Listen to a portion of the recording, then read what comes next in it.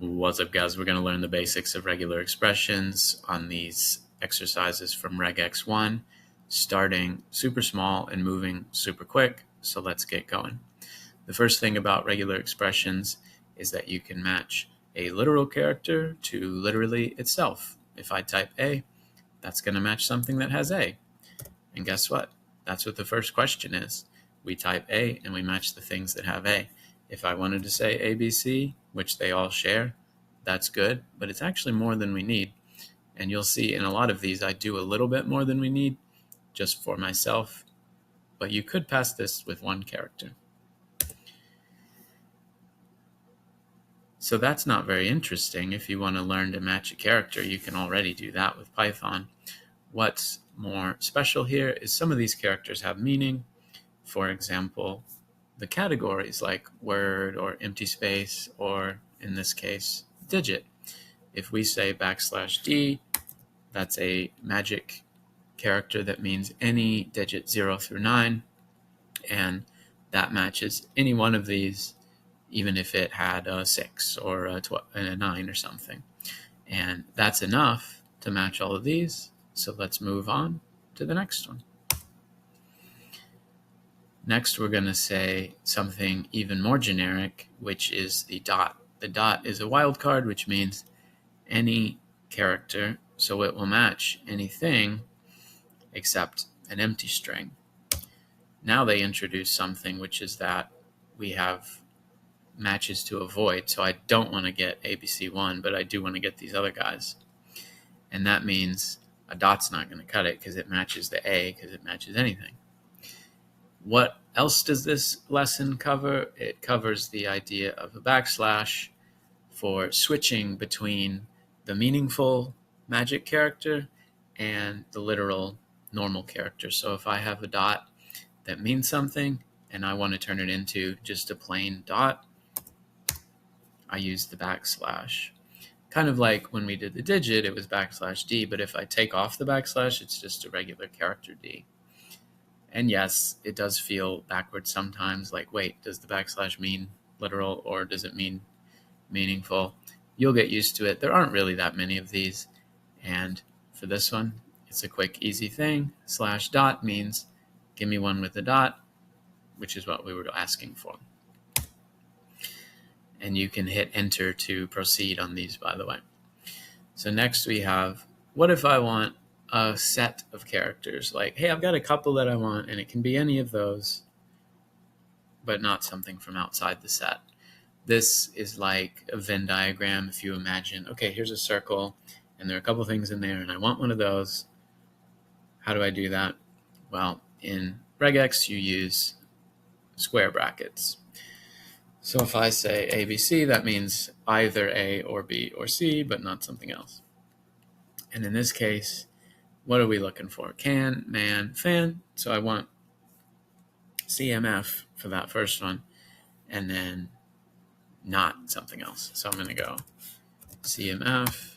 And look, that's enough to pass it and continue, but I'm going to say AN to say, let's describe the whole word just to make me feel better. What about the other side? In a Venn diagram, you have the circle and you can talk about the contents, but you can also talk about the exterior. And in this case, you can do that with a carrot, or sometimes it's called a hat, the little roof of a house character. So in this case, we want something that's not a B and then OG. So this could match hog and dog, but this could also match log or cog or whatever.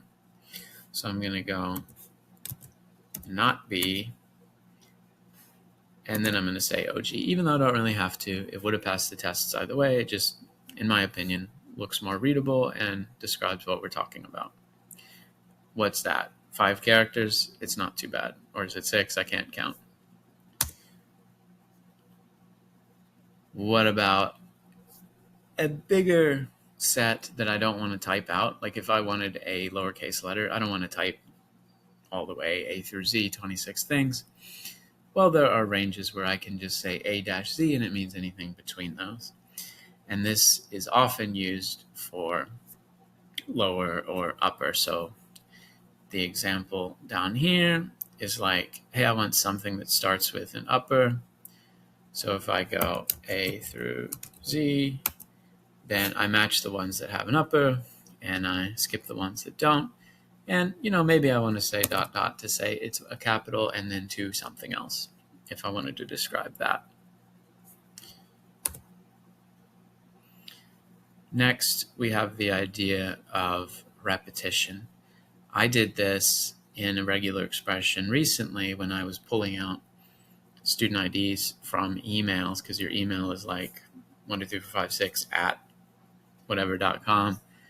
Then I use /d and then curly bracket 6 to say, hey, give me the string of exactly 6 digits in a row.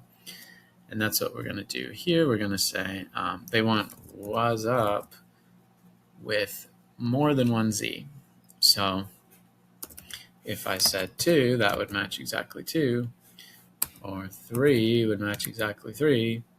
But if I say 2, comma, that's like 2 and beyond. It's like the slice in Python. If you say 2 colon, it's like from 2 onward. This is 2 upward. And that could have a top of the range as well. If I said 2 to 7, that would capture these just fine. And of course, pretty soon we're going to start combining these. We're going to use the digit and the number, or the range and the dot or whatever. But a few more before we start combining. And actually, this is what I would have used on the last one. If you told me, hey, I want 2 Z's, I wouldn't actually use the curly bracket. I would say a Z and then maybe more. So I would do this. If you said we want two or more Z's, I would go Z plus, because Z is 1 and then Z plus is 1 or more. So what do they mention here? They mention a guy named Stephen Claney who developed these in the 50s when he was talking about programming languages and regular languages. Sometimes you say, hey, there's an optional thing here, or there's a guaranteed thing here that has optional more, or there's a thing that could be any amount. So he said, we're going to use a star for any amount, including 0. This is in Python, by the way. When we unpack a list, you could say like first colon rest, and then first is 1, and then colon rest is any amount, maybe a million or maybe 0.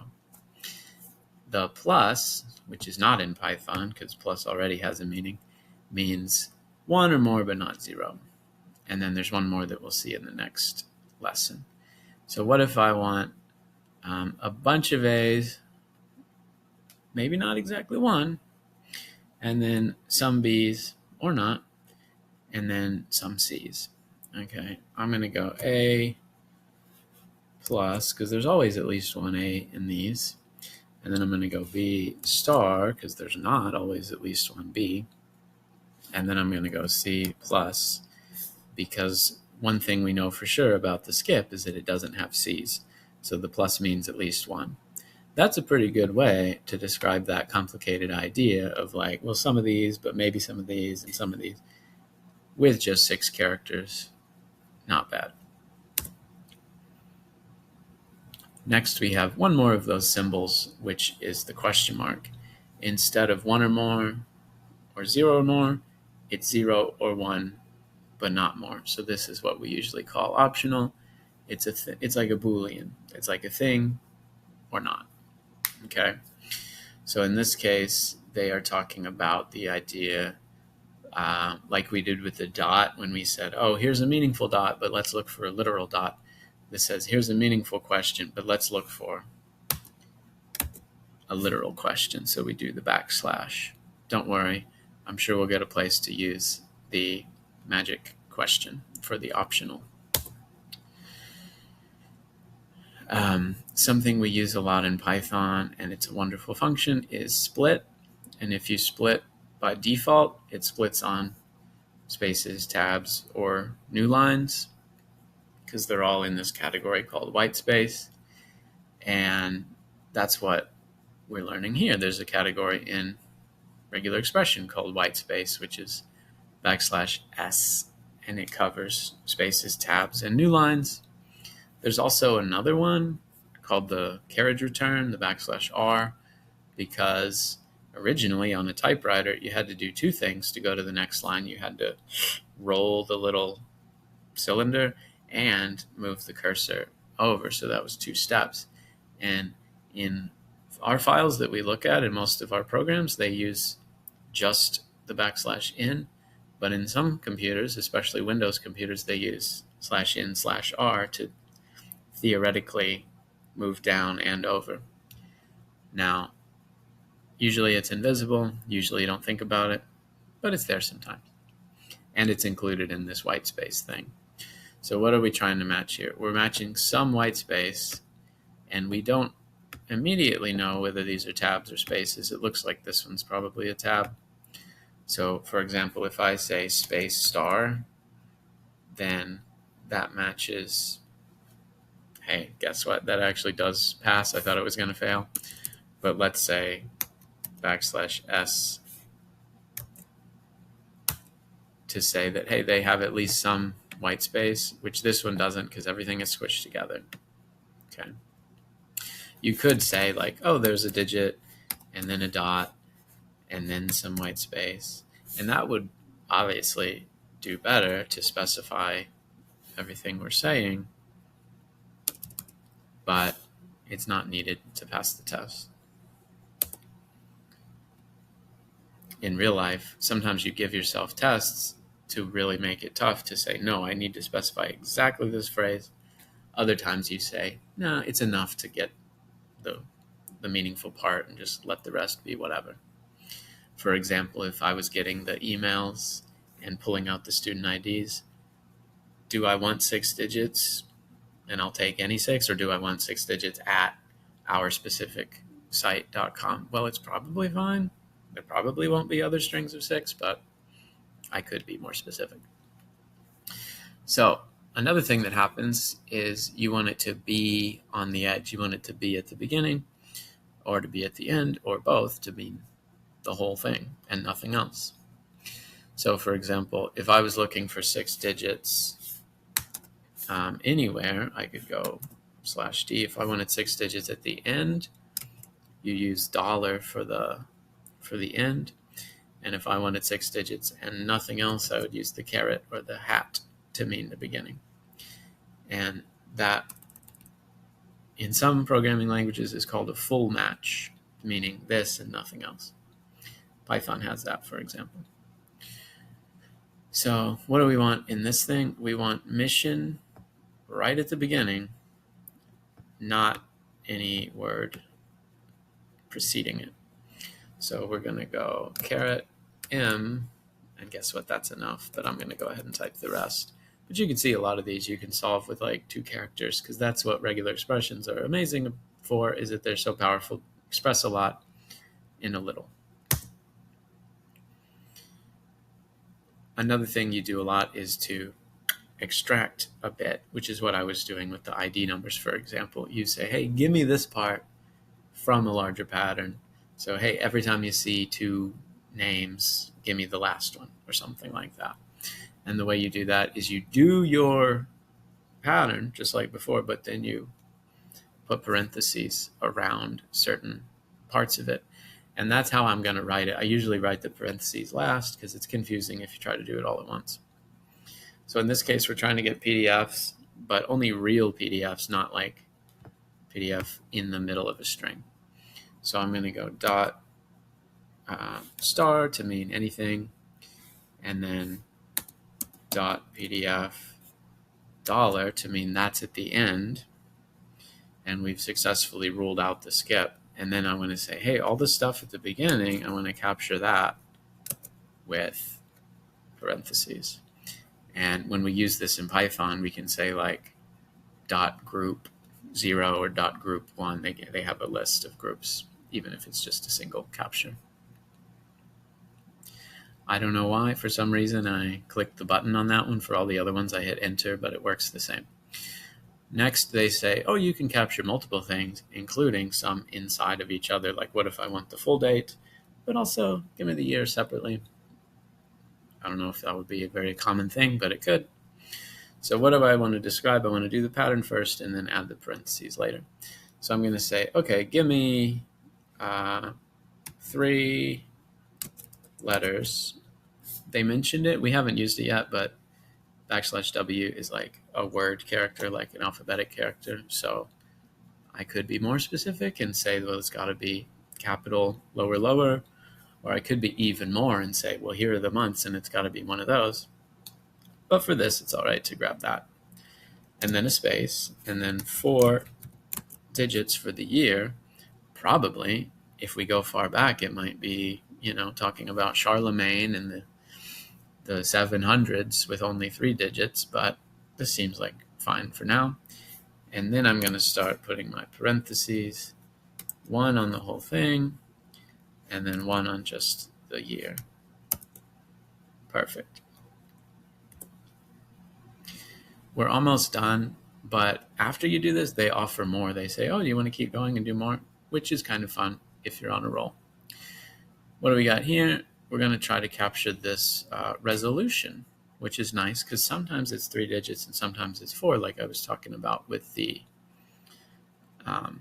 years, right? So should I go D 3 or 4, X, D 3 or 4? Should I leave it open to maybe it's 5 digits? I don't know. You could do that.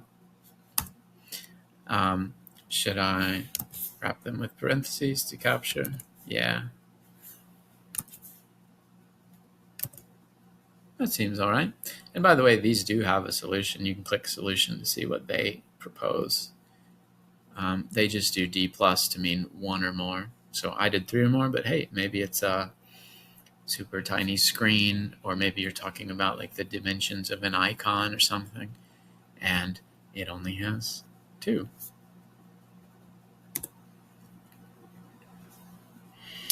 Finally, they're talking about this pipe, the vertical bar character, which is the or. So it's this or this.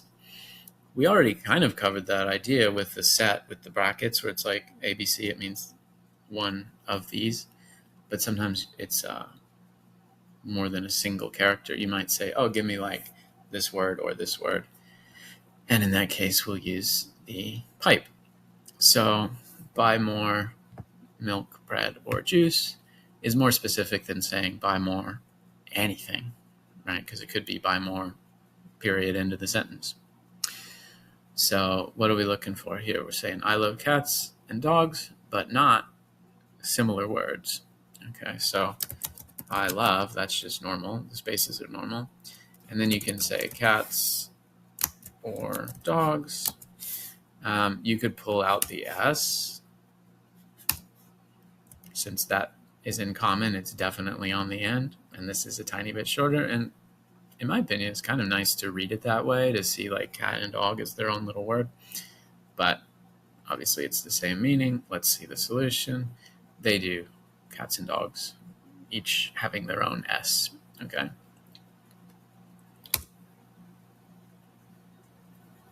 And then, by the way, that one used parentheses, but it was just for clarity. It was just showing what's in the pipe and what's not. Because otherwise, if you do I love cats pipe, then the I love would be included in the scope of that or as well. What else? They add a few more things at the end, and this is just kind of like a have fun question. It doesn't really ask you to pass any tough tests. It just says try stuff and see what happens. They mention if you do a capital, it's the opposite. So capital S is not white space, capital W is not a word, and capital D is not a digit.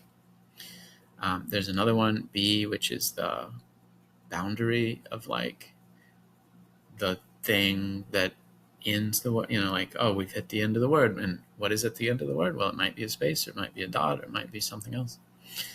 And then they have another thing they mention just to throw in the idea of, if you're curious, you can look it up, is back referencing, which means, hey, whatever that last thing was, we're going to match that. For example, if I'm using my curly brackets to mean a repetition, That's not very specific for \D6. It just means 6 of any digit. But what if I wanted to find places where it's the same digit 6 times in a row? If there's like a 9999999, then I could use backref to say, hey, you remember that last thing? Whatever that was, find 6 of those, or 5 more maybe. So then they just give us a thing to mess with. You can literally pass it by just typing T because they all start with the. But if you wanted to, you could try. So like the, and then you go, okay, what if I want to match the word boundary, meaning the and the end of a word, not the and more stuff? Well, you could try that. And that would match even if it had like the at the end of a sentence. Not that that ever happens. But you see what I mean. And then when you hit continue, you have passed the test. This is what I want you guys to get to, this little graduation cap to show that you've learned the basics. And then it says you can do more, including some stuff about phone numbers and so on, which is all very nice. But that's enough for today. Thanks.